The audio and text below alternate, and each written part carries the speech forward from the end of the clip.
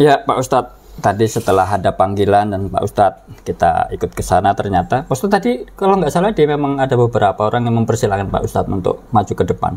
Kenapa menolak? Karena saya bukan orang mukim, Pak Ben. Mukim itu bukan warga sekitar sini. Bukannya itu sebagai bentuk perwujudan penghormatan pada seorang tamu untuk. Oh enggak, malah lebih bagus kalau di apa ya? Yang saya pelajari di fikih ya. Yang sebaiknya ya warga sekitar situ yang sudah dianggap lebih tua, yang lebih sepuh. Karena ya hanya di warga itu yang tahu kan tokoh masyarakatnya siapa. Malah saya mau lebih menghormati yang punya wilayah gitu. Bukan sebagai bentuk penghormatan kepada tamu. Itu beda konteksnya Pak Ben. Kalau kita bertamu mungkin ada hal itu. Dalam bertamu juga sebenarnya memuliakan tamu itu bukan di hari pertama, gitu, di hari ketiga kalau nggak salah baru bisa dimuliakan, karena emang hari-hari pertama tuh ya harusnya ngebantu-bantu dulu gitu. Nah ini kan di situ ada unsur budaya kan Pak Ustadz, ada unsur budaya bahwa ketika tamu adalah penghormatan itu kan bagian budaya. Itu berarti kan memang tidak bisa dipisahkan kan di sini. Mau nggak mau kan memang harus begitu. Iya, kan? memang betul. Karena budaya itu kehidupan kita sehari-hari. Iya, sebagai contoh ya di Nahdlatul Ulama di NU itu sangat kental dengan budayanya.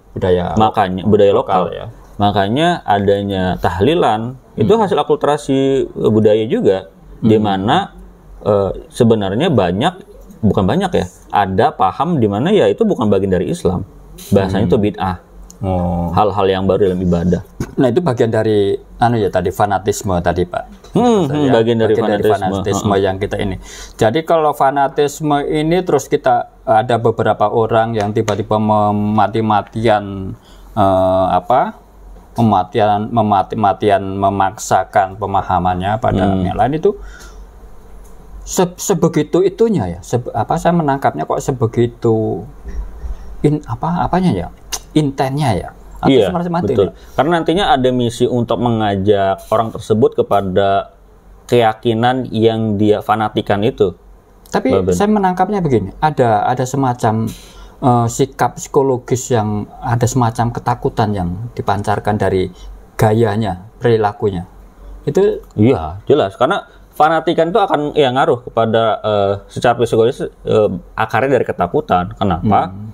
Karena dalam fanatisme itu biasanya ada anjuran-anjuran. Nanti kalau kamu misalnya melakukan ini masuk neraka, diazab, sehingga muncullah kefanatikan. Oh iya, biar Pak Ben ini nggak masuk neraka, saya selamatkan deh. Nih ajaran agama yang benar itu seperti ini, bukan yang Pak Ben yakin sekarang. Didorong oleh ketakutan itu.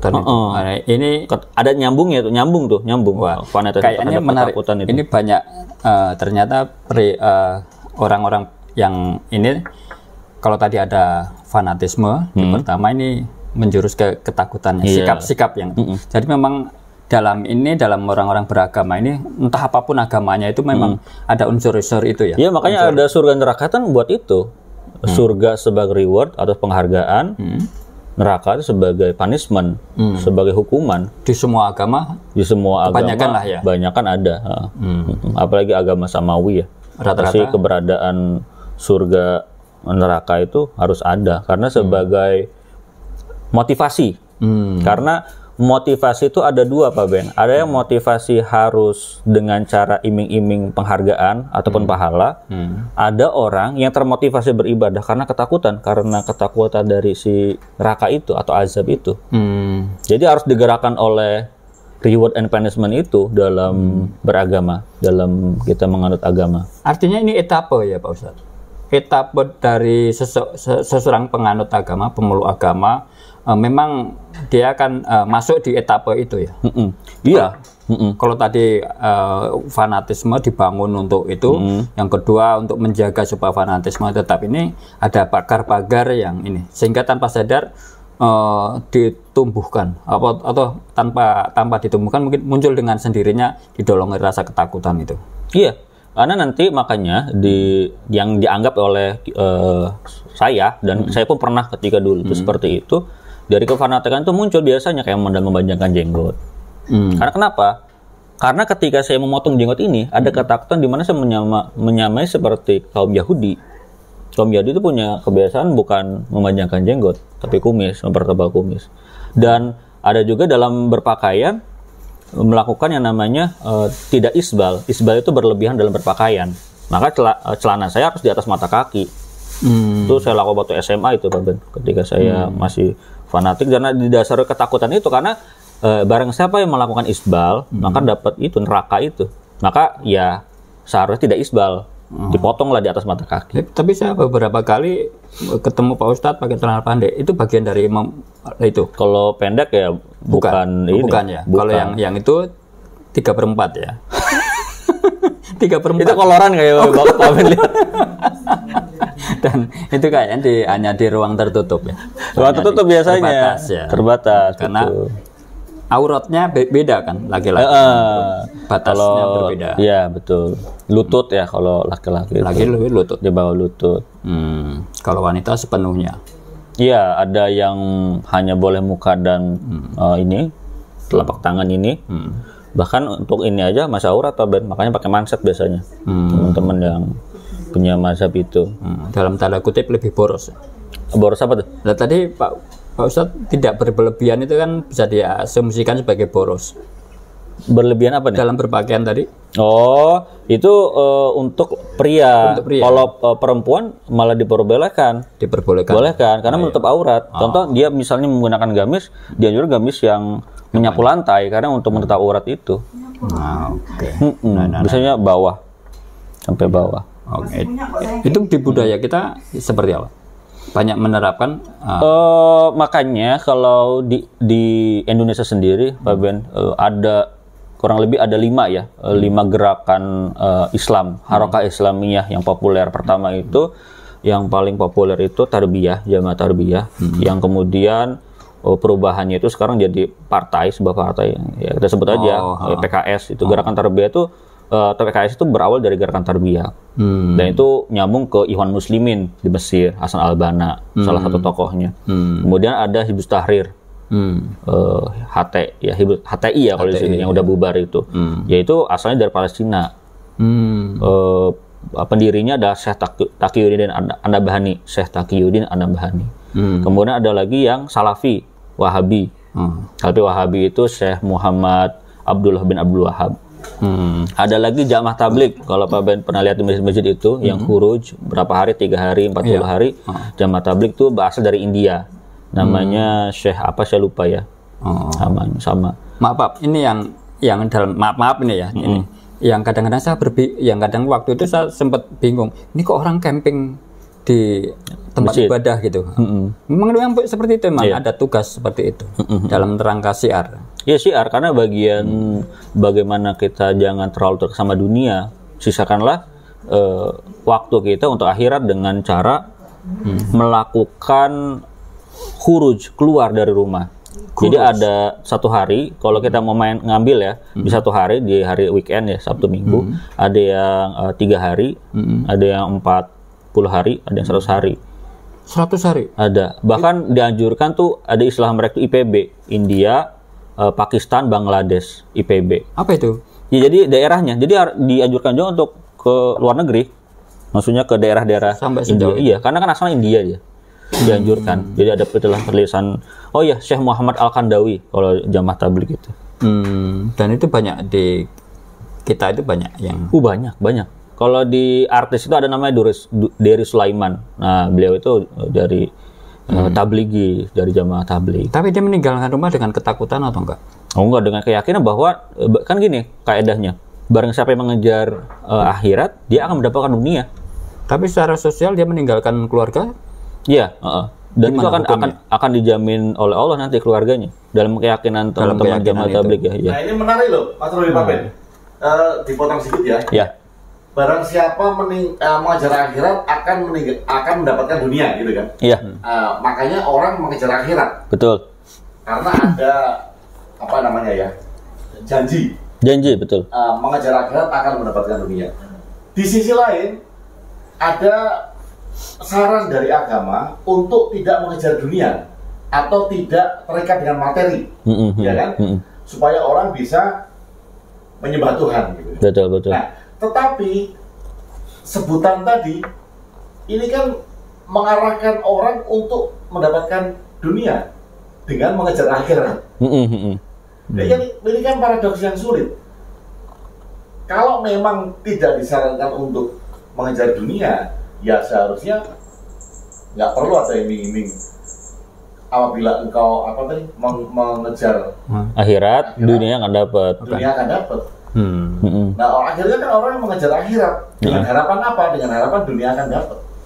Iya, itu kan sebagai garansi, Pak. Garansi dengan jadi dalam hal itu mereka itu mengharapkan keajaiban, Pak. Ya. Karena dengan akhirat yang kita dengan ibadah, otomatis gitu tuh. Ya. Keotomatisan itu dianggap sebagai keajaiban itu sendiri. Makanya kan bertentangan dengan salah satu saran juga bahwa jangan mengejar dunia, baik harus mengejar akhirat gitu. Nah, sedangkan di sisi lain dijanjikan tadi, barang siapa mengejar akhirat, dunia akan dapat. Bahkan ada analoginya gini, Pak, kalau kita menanam padi pasti ada rumputnya, tapi kalau kita menanam rumput belum tentu ada padi. Ya bikin analogi gitu. Teman-teman yang meyakini mengejar akhirat akan mendapat dunia itu. Gitu, paradoks menurut saya, emang paradoks. Perlu kita pikirkan kembali kan, apakah dengan itu niat kita adalah mendapatkan dunia? Nah, iya. Ya udahlah, aku nggak usah ngejar dunia, aku kejar akhirat aja. Toh akan dapat dunia toh. Ini kan niatnya sama aja. Iya. Niatnya adalah dapat dunia. Bahkan ada yang saking totalnya untuk mengejar akhirat total, Pak Agung. Jadi yang dipikir adalah yang penting saya bahagia di surga. Di dunia biarin saya nggak punya apa-apa, yang penting surga. Jadi memang dia benar-benar miskin, benar-benar sehancur-hancurnya di dunia, dia fokusnya sama ibadah aja. Jadi mikirnya nanti di akhirat, di surga gitu. Jadi benar-benar hancur lebur. Kalau dunianya mah emang nggak keurus, kata Pak Bani itu istrinya segala macam. Tapi nggak apa-apa, nanti saya di akhirat udah dapat. Makanya dari situ orang-orang yang berani teroris itu, yang bom bunuh diri seperti itu. Biarkan saya meninggalkan dunia ini, yang fana ini, menuju kepada keabadian. Istilahnya lagunya dari Sulaiman itu, akhirat selama-lamanya, dunia sementara. Gitu. Tapi tetap aja pengen dapat dunia. Tetap aja di hati kecilnya itu. Tapi ketika dia dalam fase menyerah, Pak Agung, dia itu akan berpikir, yaudah saya tinggalin dunia aja, biar nanti dapatnya di surga nanti. Itu bentuk dari penyesalan sebenarnya, si pelarian dia. Gitu. Jadi emang ada dua kondisi seperti itu sih. Ada yang emang nggak mau rugi, pengen dapat dunianya. Ada yang emang udahlah gitu, tinggalin aja, biarin saya nggak punya apa, penting di surga. Tapi dari dua kondisi itu ada titik temunya nggak? Kalau titik temunya sih ya berdasar dari ketakutan itu. Kenapa dia harus mengejar akhirat? Karena dia mengejar surga itu, gitu, sehingga dia harus fokus tuh sama akhiratnya. Bukan. Gitu. Titik temunya adalah dari ketakutan tidak mendapatkan surga. Bukan. Ini maaf. Ini pandangan pribadi saya. Ketika mendengar kata mengejar tuh kok kayak kesannya kok capek. Kayak mengejar cinta ya, Pak? Iya. Apa harus dikejar-kejar seperti itu? Bukannya segala sesuatu sudah disediakan untuk makhluknya. Jadi dalam konteks itu manusia diminta untuk berjuang, Bapak. Berjuang. Makanya dalam mengejar harus berlari ya, entah itu berjalan atau berlari, untuk mendapatkan keinginan ataupun impian yang kita pengen itu. Ya. Gitu, emang capek. Makanya ya mereka melakukan ibadah tuh pagi, siang, malam, istilahnya itu siangnya menjadi singa di padang gurun, malamnya menjadi rahib. Konteks dalam istilah para mujahid dakwah tuh gitu, siangnya jadi menjadi singa di padang gurun, malam menjadi rahib. Jadi emang benar-benar tuh ininya kerja kerasnya untuk akhirat. Konteks kejar-kejaran tadi ini ada relasinya dengan ungkapannya, jika kau melangkah 10 langkah maka aku akan mendekatimu 1 langkah. Itu ada kaitannya dengan itu atau? Oh enggak, itu dalam konteks kita pendekatan kepada Allah itu. Jadi bukan di sini. Bukan di situ. Bagaimana Allah tuh mempermudah hambanya ketika kita berusaha itu, Allah malah lebih dekat lagi. Gitu. Itu konteksnya dalam berihsan ya. Pak Ustadz, tadi memang ada sedikit kontradiksi ya, paradok ya. Bukan kontradiksi, paradok. Satu sisi kita ada ungkapan mengejar dan akan dicukupi. Yang kedua, tidak perlulah kamu mengejar-ngejar. Toh itu sifatnya sementara. Ini kan perlu kejelian untuk mensikapi itu dengan tepat. kalau kita menggunakan kerangka mantik ya, di Islam itu ada mantik, kalau di kita ya filsafat lah ya. Ya iya harus kita kritisi itu sebenarnya apa benang merahnya dari kedua hal itu. Kita mau mengambil keduanya karena emang pada dasarnya manusianya serakah ya. Makanya dia ini menarik nih. Jadi ada juga yang beragama dengan serakah. Nanti kita bahas. Tapi ada. Tapi itu akan nyambung ke situ. Tapi ya kita masuk etape ketakutan itu sendiri. Pasti nanti akan turun ke serakah juga nantinya. Oke. Kita sudah menemukan 3 tipe ya. 3 tipe orang beragama. Ini orang beragama ya. Satu tadi fanatis, yang kedua ketakutan atas dasar ketakutan, tindakan beragamanya atas dasar ketakutan. Yang ketiga tadi ada unsur serakah. Ya, nanti kita bahas di itu ya. Oke. Kayaknya bagus banget nih. Iya, bisa pas itu Pak Ben. Dari mana itu Pak Ben? Ada yang serakah itu. Kayaknya selanjutnya bahas serakah. Nanti kita ini Pak Ustadz, kita jangan kemana-mana Pak Ustadz. Oke. Kita ngopi dulu.